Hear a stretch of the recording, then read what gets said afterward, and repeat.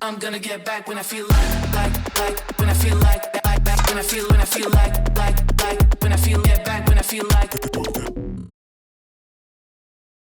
Atiq, wonderful to have you on the show. Welcome. Just want to know, what are some of your first memories of cricket? Oh, man. There are a lot of memories. My first memory is when I was trying to play cricket without my parents' permission on the street, and then my parents always used to look at me and say, "Why are you wasting your time on cricket all the time?" And I used to hide, and whenever opportunities arise, I used to go just play cricket because I used to love it. This is all I know since I born, and I'm from Pakistan basically, so in my time the cricket was absolutely famous in Pakistan, and every street you go there and you will see people playing cricket with a tennis ball. And what city were you born in? I'm born in Karachi, City of Lights is called. It's one of the biggest cities in Pakistan, and cricket is absolutely like a religion over there. And you were playing with a tape ball, with a tape ball? Yeah, we used to play with different, for the beginners we play with the tennis ball, and for the people who's got experience, they go and play tape ball cricket. I was pretty decent in my time, and I always used to play with the big boys, and I used to give them trouble and never used to get out. So we used to have a tape ball culture, like you get numbering and you bat until somebody gets you out. You can bat whole day. So some of the time, we have like 2 hours cricket after school and before dawn, and I used to play sometime whole 2 hours and never get out on it. So that was my challenge, and I really enjoyed it. People used to hate me for that, but it was fun. It was very fun. So when you were playing that and batting, were you still playing T20? Are you still playing tape ball shots, or were you playing a technical game, or how? We play a lot of tactical game, trying to survive sometime. Yeah, we used to have like a 2 kind of tape ball cricket. One is like a surviving cricket, and then you could just play. You just wind the bowlers up, and that time the rule was you can get bowled and you can get caught, and also you can get out twice. If the ball hit your body, you can get out twice, you can get out as well. So you have to avoid letting the ball hit your body and get out with the silly shots. And then we used to play matches during the weekends. So it was different. When you play matches, you were just smashing the ball everywhere. Right. And what age were you when you started playing a hardball cricket?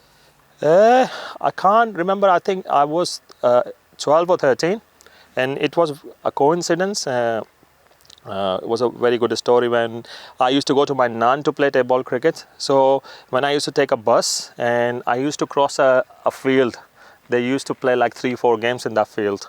So one day I just stopped and watching somebody was playing hardball cricket, and I was watching there, and all of a sudden one of their captain just came in and said, "Do you like cricket?" I said, "Yeah, I do play cricket, but I never play with the hardball." So he said, "You want to play today?" I said, "I've got no gears or nothing." He said, "We'll give you everything, don't worry." So I just played for them and done wicket keeping on that day. And since that day I started playing hardball cricket regularly for that club. So that was my kick start. What was the name of that club? A United Sports Cricket Club. And I would like to mention the name of that guy called Salman Ahmed, and he used to arrange my transport every day. I didn't have no transport. I didn't have no money to travel on the bus either. I wasn't allowed to travel on the bus because my parents never encouraged me to do those things. So he used to pick and drop me.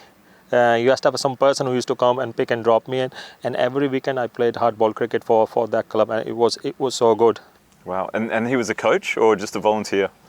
In Pakistan there was no coaching culture. Even when I played first class cricket in Pakistan, we never had a coach, and we just had a manager, and we used to warm up ourselves, and we used to do throw downs and stuff like that by ourselves, and we used to just get on with the games. So that means that everyone's the leader of their own abilities, their own preparation. Self coach basically. Everybody was self coach in Pakistan that time. Yeah. So then how did you get into coaching? Well, it's a long story again. Obviously I played first class cricket, then I ended up playing test and won international for Pakistan. Let's stop there. Yeah. Tell me about your test debut. My test debut was against Sri Lanka in Peshawar, in Pakistan. Great memories. I was actually blessed, but I was unlucky because I was a wicketkeeper batsman, and we had world-class wicketkeeper in that era. We had Rashid Latif and Moin Khan, and it was impossible to get into the team. Yeah, but I had a belief. I used to work really, really hard, and I had a belief, I will reach somewhere in my days. So in that belief, I was living in it, and God gave me opportunity, and then both were injured, and I was the third choice that time, and I got called and said, "You're playing." So in 2 days' time, I was traveling with Pakistan cricket team. Did you think that was good that you only had 2 days to prepare instead of maybe a month, or? We live our life hard way all the time. We all have surprises and last minute opportunities. So we born and we bred in that kind of culture.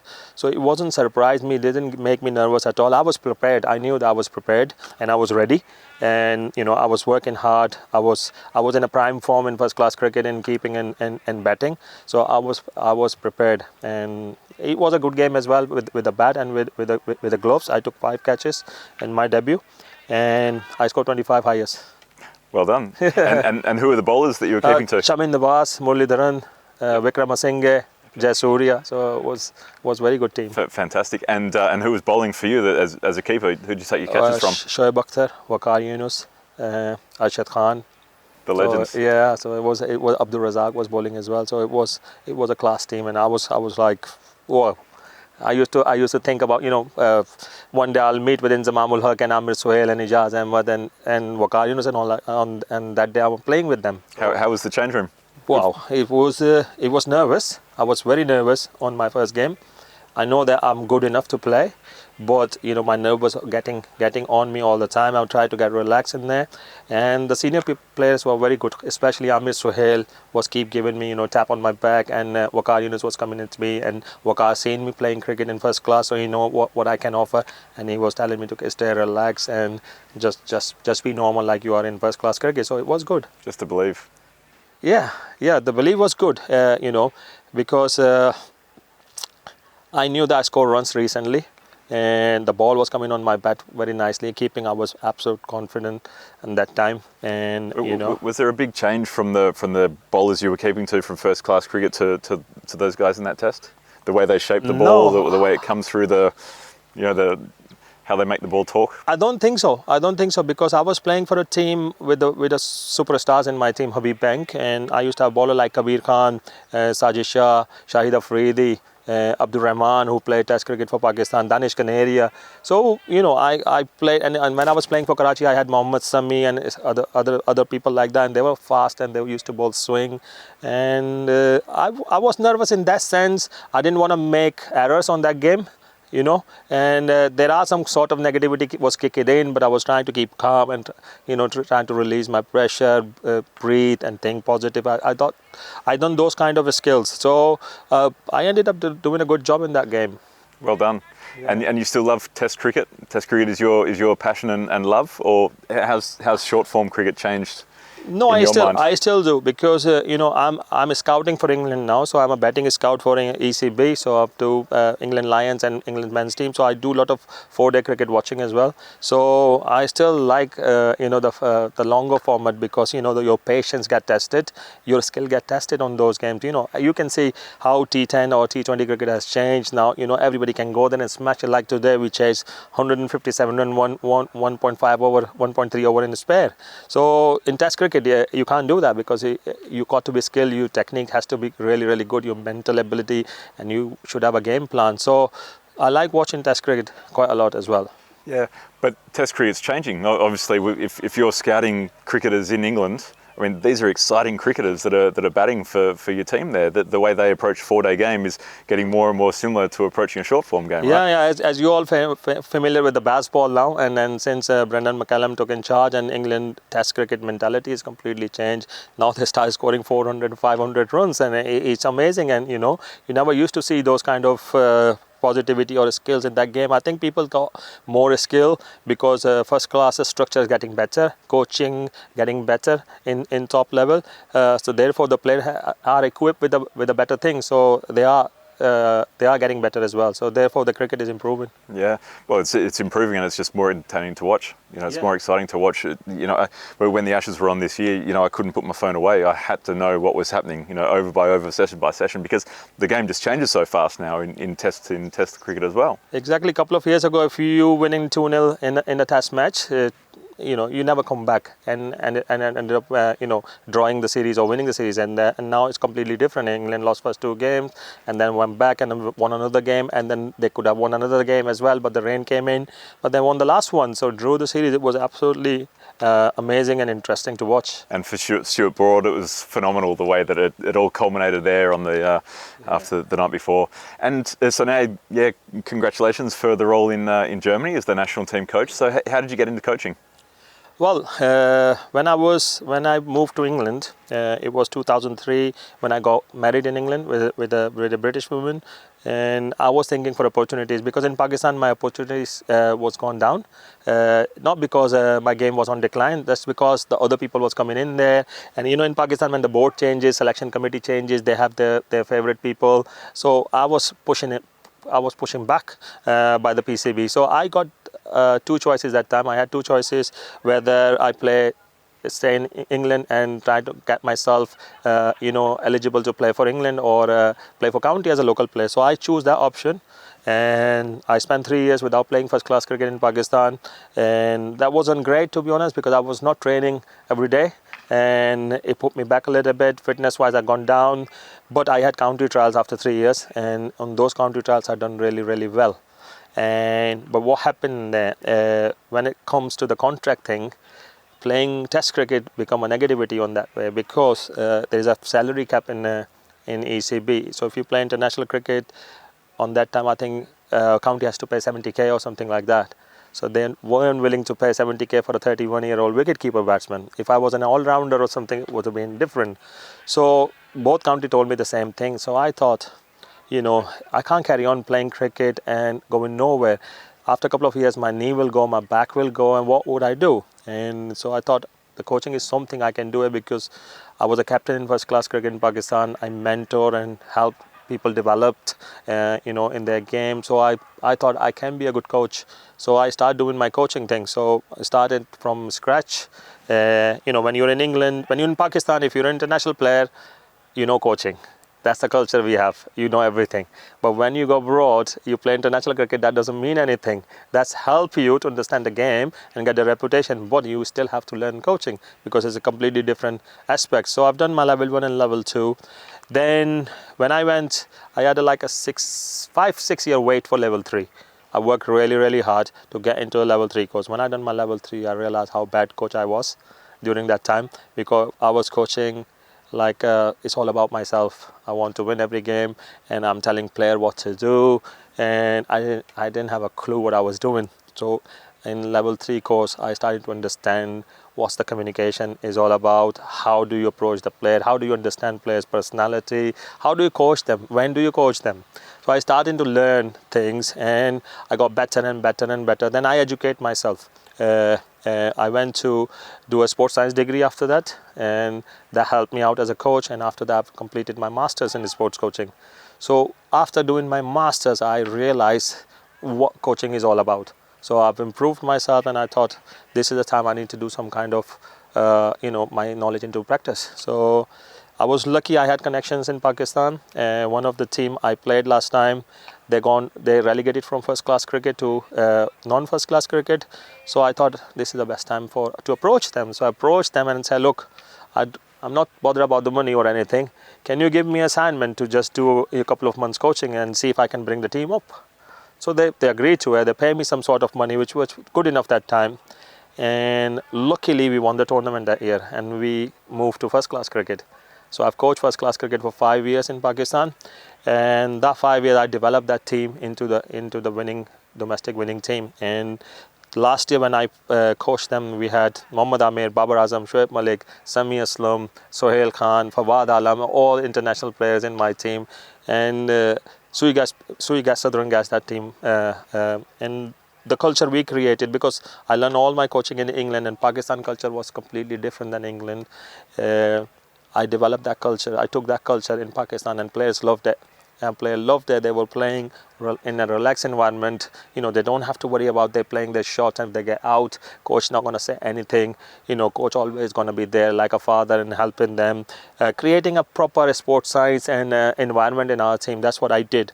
And everybody wants to play. Last year, every Pakistan player international player was approaching me, I want to join the Swigas team. But we can't take everybody. So we made a very good side. Unfortunately, when Imran Khan became Pakistan Prime Minister, he had a different mentality. He wanted to bring Aussie culture in Pakistan. So we had 16 teams, so he cut down to 6. So all the franchises, like my team and all that, is being shut down. So there is no first class cricket for us. So everybody lost their jobs. So I had an option there. I had a permanent job. Whether I stay there and stay on the seat, which I don't fancy to do that because I'm a coach. I'm not going to sit on the seat and do the managerial work. And I resigned that job and then I focus on England. Then after that, obviously during that time, I was lucky because Pakistan season is between September, October till March. And then England season kick in after that. So I was coaching there. Then I was coming and coaching Lancashire as well. So I coached Lancashire age group. So I was doing all elite players over there, but I was doing all junior players in here. So I was doing both sort of coaching. So I've done under 11 for Lancashire, under 12, under 13. Then I've been promoted to under 19 head coach in Lancashire. Then they asked me if I can be a coach for Lancashire women's team, and I coached one year as a women's head coach. So I was lucky. I've done all level coaching. Obviously, I was coaching club. I always think, don't forget where you come from. The club has given me the first opportunity, and I always want to coach club in the same time. So always in my coaching career, I never missed the club coaching. So I was coaching club, then Lancashire in Pakistan. I've done one season in Pakistan Super League for Lahore Qalandars as a fielding coach, but that was it. And unfortunately, COVID came in 2019, and everything stopped. And I had an opportunity to coach in Pakistan as a lead fielding and wicket-keeping coach for National High Performance Centre. I took it, and I coached 1.5 years for PCB. And I've left that job because my family from UK, my kids was all here, and I was coaching there, and I was going in and out. During COVID time, it was so hard. You have to do quarantine and all sort of stuff. But I've done that for 1.5 years. Didn't work, and I left. And luckily, then I've got ECB job as a scout, and then now I'm a German national team head coach. I think that every cricketer, from the test to a franchise, has always been a club cricketer at one point in time. Yeah. So that's what we try and live by here with European cricket, is that club cricket is so important. And that's why we have the ECL and ECS and things, because club cricket is where the best memories and friends and everyone are made. So now you're in Germany. What are some of your first memories of German cricket? My first memory was when I came in there. I had no clue what the team's going to be like. I had no clue what the structure is going to be like, and obviously it's a big challenge. And the previous coach done a decent job, and I knew I've done a little bit of research about the structure and the clubs. There are plenty of cricket players here. I didn't know what they're like. I watched some videos and stuff like that. So I started to get excited, and I thought, I think I've got a good group of players in there. Then I've been speaking to different people, board captains, and my assistant coach Asif. So I got a very good feedback, and then I thought, I think this is kind of opportunity you need to have it, because if you go there and you do something amazing, then you leave your legacy. And as a coach, it's important for me to not just to win the tournaments, but leave your name. Like when you leave the country and everybody will remember you for next couple of years, then you've done a good job. So that's going to be my success. So I'm that kind of coach where I can go and deliver the good coaching sessions, develop the players, find the good players, build the team up where everybody enjoy each other's company, and and get a winning mindset. And so yeah, my memory was good. They approached me from nowhere. Normally you get this, you see in the advertisement, you apply for them, and then you get an interview and all sort of stuff. I've been doing it for a few years, but this one was completely different. They already chose me. They probably got a recommendation from somewhere and saw my CV, and then they thought I can do a good job for them. So they approached me, and then things went really, really well. So yeah, it's good memories, and so far so good. Yeah, no, it's exciting. The brand of cricket that Germany plays is a really very, very exciting. The ball striking that you've got in that squad is incredible. A lot of pace at the moment that we're seeing, but some really talented spinners as well. And next year you move towards ICC pathway events again for T20 World Cup qualification, right? Yeah, I think it's a good opportunity for the new guys. I think when I came in there and I saw players has got an ability to hit the ball really, really hard. Okay, all I did just encourage them to do what they can do best. I don't teach them how to play. I teach them how to be organized. You know, how to be calm. You know, how to be relaxed and deal with the situation better, the way you used to do it. So talent is there. Unfortunately, the coaching times I need to have more, because it's my first year, and you know, I've been reviewing all the stuff where I can improve, where I can do those things. Yeah, the amount of strikers we've got in our group, it's very exciting, and it took me 6-7 months to develop this kind of players and find them and give them this kind of opportunities. And I just want Germany to be the team, like even if 2020 not like 140 runs team, I want them to score 200 or 180 minimum in every game, and because we've got those kind of players there, and they just have to develop the culture, they have to develop the combination. So far we've done really well in T10 cricket, because we have developed, because we play a lot of T10 this year. And hopefully in T20, especially in sub-regional next year, it's going to be I think in Germany, and you know, we will be ready for that challenge. I think you will too. Your friends from Pakistani cricket circles, but back home, are they interested in European cricket and what you're doing with the new experiences in Europe and Germany? Yeah, I think everybody, especially my family, my friends, they follow. You know, I went Pakistan to a couple of days ago, and there was a 40-over competition was on, where Pakistan was playing against Canada or West Indies, and Abdul Razak, Misbah-ul-Haq, and everybody was playing there. So I've just shouted Abdul Razak, I said, "Can I have your autograph?" So, "I think you're here, oh, Germany coach." So first thing he said, "Oh, German coach." Yep. So I didn't tell him, and he knew that thing. So that means everybody is following it, because the news when they announced it, the news went really, really big, especially in Pakistan, and every player congratulated me about that news.